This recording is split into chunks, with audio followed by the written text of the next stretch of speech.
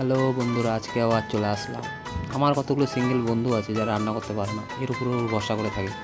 তাদের জন্য বলছি, এই রান্নাটা 2 মিনিটে ঝটপট রান্না করে নিতে হবে।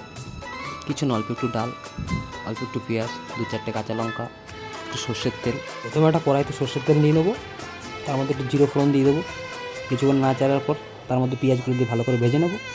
তারপরে ডালটা দিয়ে ভালো করে নাড়িয়ে চাড়িয়ে কিছুক্ষণ পর একটু হলুদটাও দিয়ে দেবো। হলুদটা দেওয়ার পর একটু ভেজে নিয়ে লঙ্কাগুলো, কাঁচা লঙ্কা যেগুলো আছে ওগুলো দিয়ে দিলাম। ভাজা হয়ে যাওয়ার পরে পুরো জলটা ঢেকে দিলাম। জলটা ঢালার পরে কিছু নাড়ি চালে ফুটবে, তারপরে একটুখানি হালকা নিজের স্বাদ মতন লবণ দিয়ে ভালো করে নাড়ি চাড়িয়ে এবার রেখে দাও, আর কোনো কাজ নেই। এবার নিজের মতো নিজে ফুটতে থাক, হালকা একটু জলটা শুকিয়ে গেলে 2-4 মিনিট লাগবে, জলটা শুকিয়ে গেলে নামিয়ে দেবে। হয়ে গেল আজকের ডাল রান্না। এর সঙ্গে একটা চিপস ফিপস দিয়ে খেয়ে নেবে, তাহলে আবার দোকানের উপর বা কারোর উপর ভরসা করে থাকতে হবে না। আশা করি আপনাদের ভালো লাগলো। এই ভিডিওতে সিঙ্গেল বন্ধুগুলোর নামগুলো বললাম না, পরের ভিডিওতে অবশ্যই বলবো। এর জন্য অবশ্যই লাইক শেয়ার করে দিও। Thank you.